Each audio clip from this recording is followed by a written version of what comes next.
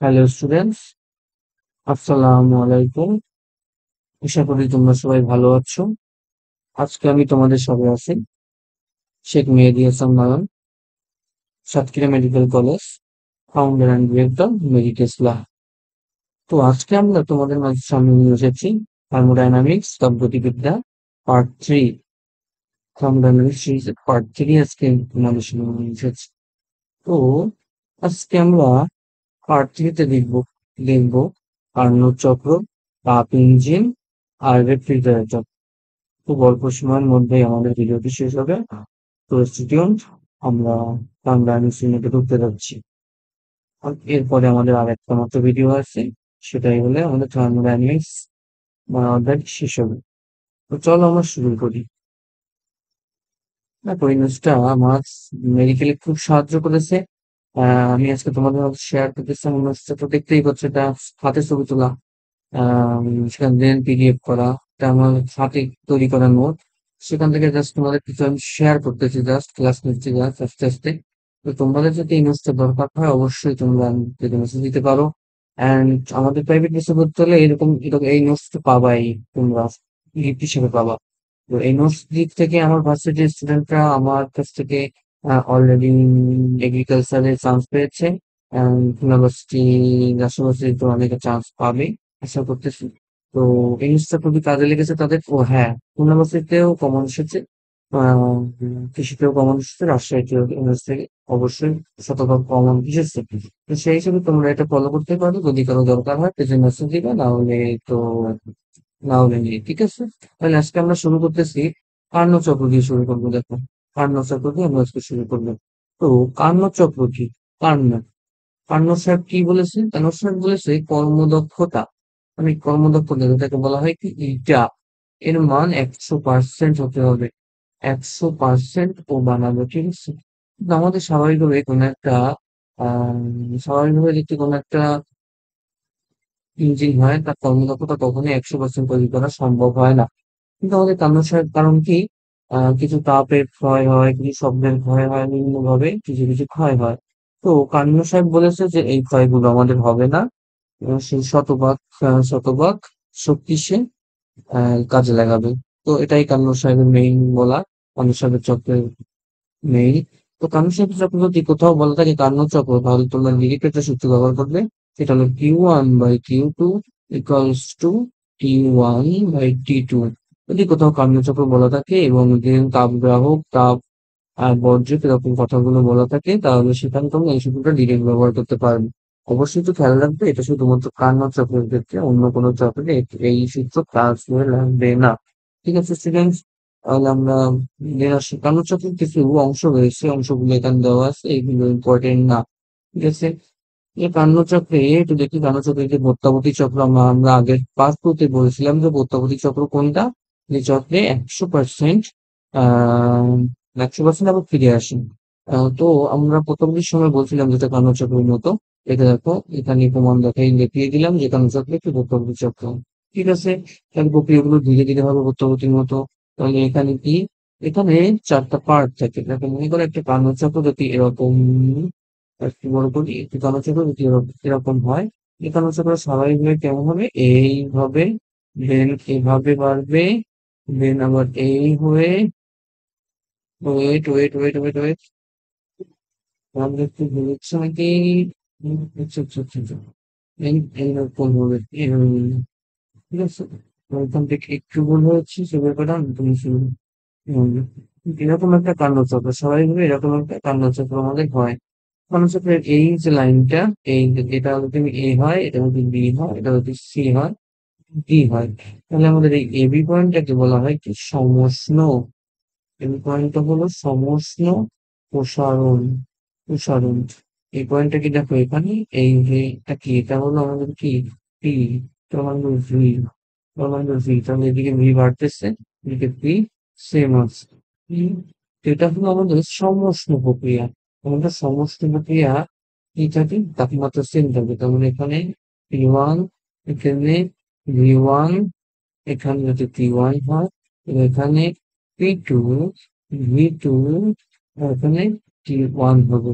ঠিক আছে, P1 T1 থেকে P2 T1 হবে, তাপমাত্রা এখানে সেম থাকবে। ঠিক আছে, এরপর যখন আমরা দেখো একটু ব্যাক আনা, আমরা বলেছিলাম আলফা গুণ বেশি খারাপ হলো আমাদের কি দ্রুত প্রক্রিয়া, এই যে বায়ু ছাড়া। ঠিক আছে, এখন এখানে দেখো এদিকে যাচ্ছে না, মানে এখানে কি প্রসারণ হচ্ছে না, প্রসারণ হচ্ছে, এটাও প্রসারণ, এটা হলো আমাদের রুদ্র, রুদ্র তাপীয়, রুদ্র তাপীয় প্রসারণ। ঠিক আছে, তাহলে এখানে ছিল কি P2 V2 T1, এখানে আসবে কি তাহলে P3 V3 T2 আসবে, এই তাপমাত্রাটাও চেঞ্জ হবে। ঠিক আছে, এরপরে দেখো এখানে একটু ভেতরের দিকে যাচ্ছে, তাহলে এখানে সংকোচন হচ্ছে, তাহলে এটা হলো সমষ্ণ সংকোচন। ঠিক আছে, সমষ্ণ সংকোচন। তাহলে এখানে P3 V3 T2, এখানে কি আসবে, এখানে P4 V4 T2 আসবে। ঠিক আছে, দেন এখান থেকে এপাশে কি, এই লাইনটা কি এদিকে ভেতরে যাচ্ছে, তাহলে কি সংকোচন, সংকোচন এবং একটু ব্যাখ্যা, তার মানে একটা শুদ্ধ তাপীয় সংকোচন, এটা কি সংকোচন। তাহলে এখানে P4 থেকে P1, V4 থেকে V1, P2 থেকে T1, তাহলে আমাদের প্রাণের চক্রটা কি মিললো, মিললো। ঠিক আছে, তাহলে আমি বলতে পারি কি, বলে গেল, এখানে তাপমাত্রা সেম, এখানে তাপমাত্রা সেম, এখানে তাপমাত্রা পার্থক্য আছে, এখানে তাপমাত্রা পার্থক্য আছে। আমি এখানে বলতে পারি তাপ গ্রহণ করতেছে, এখানে বলতে পারি তাপ বর্জন করতেছে, সেই দুই জায়গায় তাপের কোনো ব্যবহার নেই। তার মানে আমি তোকে একটু হিসাব করি যে আমাদের এনট্রপি ডিএস ইকুয়ালস টু কি ডিকিউ বাই টি। তাহলে এখানে যেহেতু এখানে কি রুদ্রতাপ, রুদ্রতাপে কি ডিকিউ জিরো থাকে, তাহলে এখানে কি এনট্রপিটাও কি জিরো না, তাহলে এই দুই জায়গায় এনট্রপি জিরো, এই দুই জায়গায় এনট্রপি আছে এই, তাহলে আমাদের পুরো চক্রটার এনট্রপি বের করতে হবে, কি করতে হবে, জাস্ট এই দুইটার এনট্রপি বের করে যোগ করে দিলেই আমাদের ইনাফ, এর বেশি কিছু করার দরকার হবে না। তাহলে কিছু বেশ বোঝা গেছে আমাদের সমস্যা, কার্যকরটা কি বোঝা গেছে, কার্যকরটা যদি সহজ হলো, যদি সহজ হয় তাহলে আমাদের জানাবা, না হলে আমরা আবার দেখাবো, কোনো সমস্যা নেই। তারপরে যাই আমরা, হুম, দেখো এখানে কি বলা আছে, তাপ ইঞ্জিন। তুমি একটা জিনিস তোমাদের একটু দেখিয়ে দিই, দেখো আমাদের পেন্সিল আছে, দেখো এখানে প্রথমে আমাদের Q1 এক পাশে, এক পাশে হলো Q2, তাহলে এখানে আমি বলতে পারি T1, আমি বলতে পারি T2। তাহলে Q1 কোনটা, এইখান থেকে Q1 থেকে অলওয়েজ, অলওয়েজ এখান থেকে Q1 থেকে অলওয়েজ Q2 তে যাবে। ঠিক আছে, আচ্ছা এটা হলো আমাদের তাপ গ্রাহক, তাপ এখান থেকে গ্রহণ করতেছে, এখানে হলো আমাদের তাপ বর্জক। ঠিক আছে, তাহলে আমাদের যদি কোথাও বলা থাকে তাপ গ্রাহক, তাপ গ্রাহক, তাহলে সেটা আমি অলওয়েজ Q1 ধরবো, যেটা তাপ বর্জক সেটা অলওয়েজ Q2 ধরবো। খেয়াল থাকবে স্টুডেন্টস, যদি খেয়াল থাকে, তাহলে সেখানে অলওয়েজ যেখানে তাপ গ্রাহক করবে, যদি রেফ্রিজারেটর বলা থাকে যে শীতল তাপাদার থেকে এত জুল নিলাম, তাহলে শীতল তাপাদার হবে কি Q1, আর যেখানে বর্জন করলো গিয়ে সেটা হবে কি Q2। ঠিক আছে, তাপ গ্রাহক, তাপ প্রাপক বা তাপ বর্জক। ঠিক আছে, সর্বদা এই একটু খেয়াল রাখবা। তাহলে এদিকে আমাদের ইটা, এটা ইকুয়ালস টু কি, আমরা কি কি বের করতেছি, তাপ ইঞ্জিন, তাপ ইঞ্জিন, ইঞ্জিনের কাজ কি, ইঞ্জিনের ব্যবহার কি, ইঞ্জিন অলওয়েজ কাজ করবে, তাহলে এটা ইকুয়ালস টু কাজ বাই Q1। এখন এখানে উপরে কাজটাকে ভাঙাতে হবে আমাদের, এই কাজটাকে ভাঙাতে হবে। দেখি আমরা তো পরের পেজে রেফ্রিজারেটর টু যাই, দেখো এখানে রেফ্রিজারেটর সেম, এটা এটা ইকুয়ালস টু কি, আমরা আগের পেজে দিছিলাম কি, আগের পেজে কি দিছি W/Q1, এবার এখানে দেবো ঠিক তার উল্টোটা, দেবো Q1/W, Q1/W, তাহলে এখানে অবশ্যই উপরে Q1 থাকবে, নিচে W তে ভাঙবে।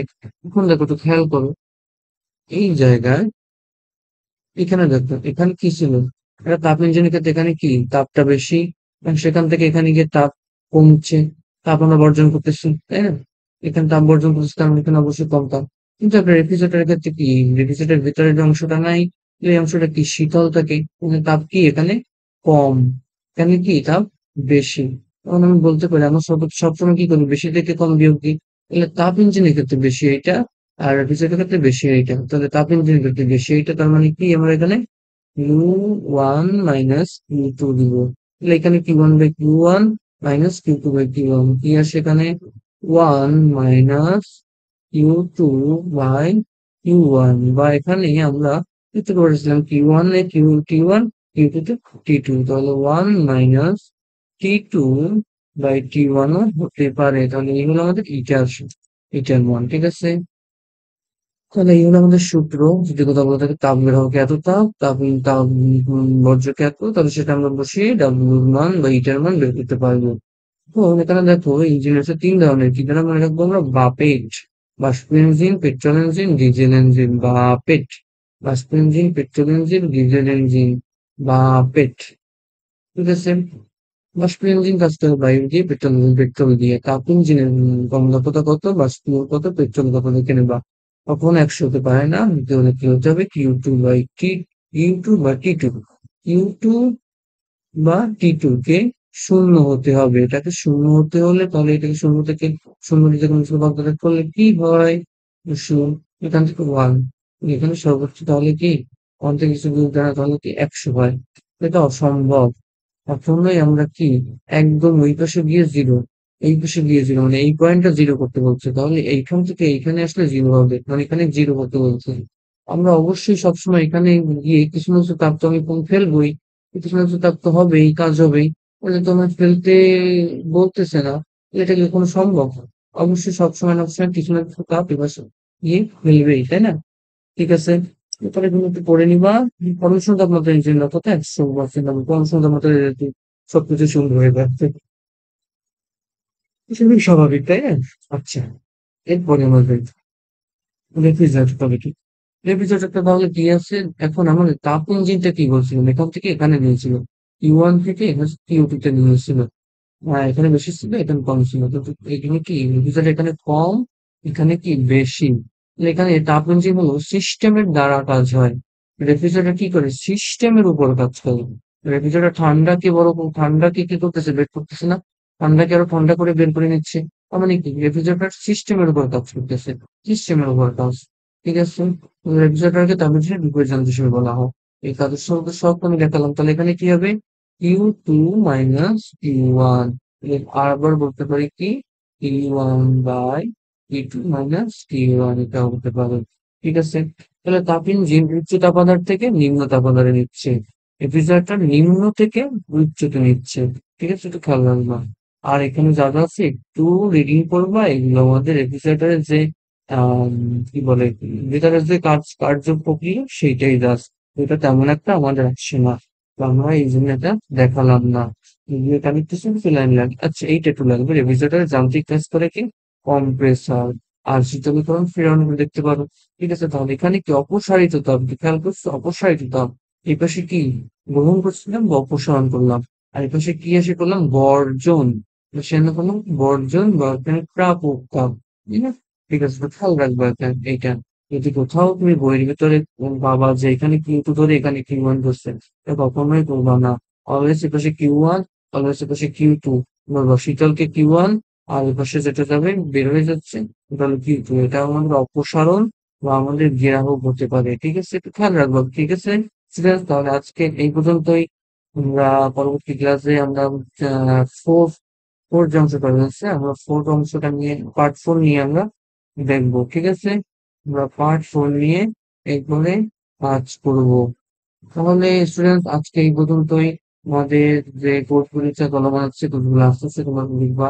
যাদের এই স্লাইডটা পূরণ দরকার হবে, এই নোটটা, তারা পেজে একটা নক দিবা, আমাদের পেজে একটা নক দিবা, তা তোমরা কমেন্ট করবা, অ্যান্ড দেন শেয়ার করবা, বেশি বেশি করে শেয়ার করবা। আমাদের একটা ফেসবুক গ্রুপ আছে, সেখানে তোমরা লিখতে পারো, অ্যাড হতে পারো। অ্যান্ড দেন তোমার যদি কোনো সমস্যা হয় বুঝতে, আমাদের কমেন্ট করো, এবং যদি কোনো সাজেশন থাকে বলতে পারো, যদি কোথাও সমস্যা থাকে, যেমন এই অধ্যায়ে সমস্যা আছে, এবার একটু বুঝিয়ে দিন স্যার, তাহলে আমাকে জাস্ট একটু নক করবা।